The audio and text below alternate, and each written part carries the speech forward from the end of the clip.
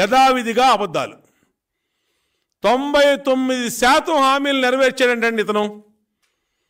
నేను అడుగుతా ఉన్నా సింపుల్గా, ఇప్పుడు వీడియోలు నువ్వు మాట్లాడిన వీడియోలు కూడా చూపిస్తా. నేనేమి నీ మీద ఎలిగేషన్స్ చేయట్లా, పొలిటికల్ ఎలిగేషన్స్ కాదు.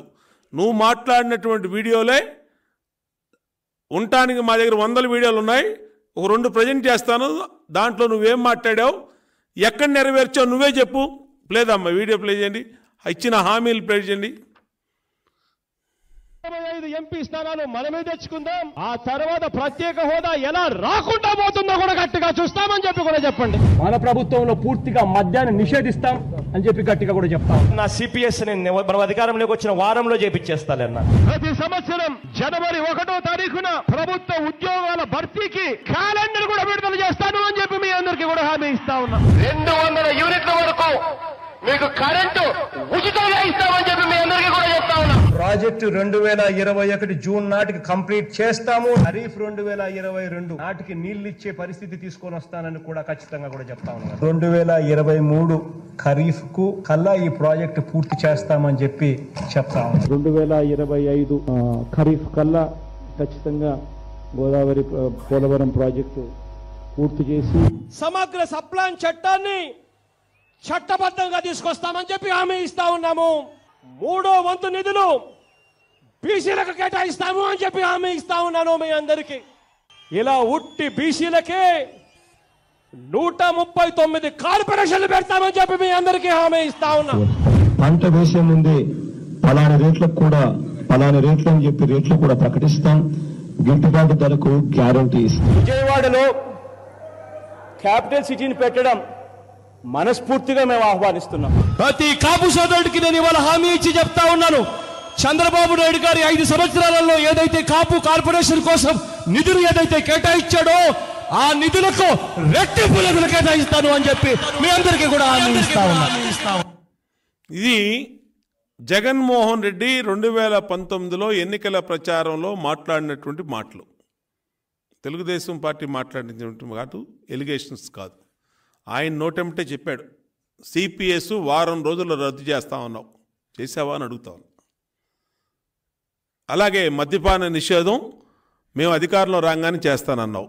ఇవాళ మద్యపాన నిషేధం చేయకపోగా భవిష్యత్తులో కూడా మద్యం ఎవరన్నా మానేసే పరిస్థితి లేకుండా భవిష్యత్తు ఎక్సైజ్ రెవెన్యూ మీద 25,000 కోట్లు బ్యాంకుల నుంచి అప్పు తెచ్చావు. రేపు ఎవడన్నా మందు మానేస్తానంటే బ్యాంకు వాడు ఇంటికి వెళ్ళి నువ్వు మందు మారేయడానికి కుదరదయ్యా, జగన్మోహన్ రెడ్డి 25,000 కోట్లు తీసుకున్నాడు కాబట్టి ఖచ్చితంగా నువ్వు మందు తాగాల్సిందనే పరిస్థితి తీసుకొచ్చావు. ఎక్కడ సిపిఎస్ రద్దు ఎక్కడ, లేదంటే జాబ్ క్యాలెండర్ ఎక్కడ, మద్యపాన నిషేధం ఎక్కడ, కరెంట్ ఛార్జీలు పెంచమన్నావు ఎక్కడ, కాపు కార్పొరేషన్ ఇవాళ తాళాలేసి మూతబెట్టిన కాపు కార్పొరేషన్లో రూపాయి నిధులు ఇచ్చావా? SC corporation, BC corporation, minority corporation, అలాగే నామకే వాస్తే బీసీలకు ఇచ్చిన కార్పొరేషన్లో ₹1 నిధులు ఇచ్చావా? ఎస్సీలకు ఇవ్వాల్సిన సప్లాన్ నిధులు ఇచ్చావా? బీసీలకి నువ్వు చెప్పినటువంటి నిధులు ఇచ్చావా? సప్లాన్ పెట్టి నిధులు ఇస్తానన్ను ఇచ్చావా? మొత్తం అవాస్తవాలు. నువ్వు చెప్పినటువంటి హామీల్లో 85% విఫలమయ్యామని చెప్పి దీన్ని సాక్ష్యాధారాలతో సహా బుక్ వేసాం. ఈ బుక్ నీకు తాడేపల్లి కూడా పంపించాం. దీంట్లో ఒక్కటి అవాస్తవం అయితే రమ్మని మీ సజ్జల రామకృష్ణారెడ్డిని. మేము అవసరంలా, మీ పార్టీ ఆఫీస్లోనే ప్రెస్ మీట్ పెట్టి ఈ బుక్ చూపించి ఈ బుక్లో పలానా అంశం తప్పు ఉంది అని మాట్లాడమను. ఈ బుక్ రిలీజ్ చేసి కూడా ఇప్పటికి 6 నెలలు అయింది. ఎక్కడిచ్చావా జగన్ రెడ్డి? ఏం మాట్లాడుతున్నావా జగన్ రెడ్డి? చంద్రబాబు నాయుడు అభివృద్ధి చేయలేదు, చంద్రబాబు నాయుడు చెప్పుకోవడానికి ఒక పథకం లేదు, చంద్రబాబు నాయుడు చెప్పుకోవడానికి ఒక ప్రాజెక్ట్ లేదు, ఒక పథకం లేదు, ఆయనకి ఇదే లేదని చెప్పి 14 సంవత్సరాలు ముఖ్యమంత్రిగా పనిచేసిన ఆయనకేం చెప్తా ఉన్నావు? చంద్రబాబు నాయుడు అంటేనే అభివృద్ధి అయ్యా.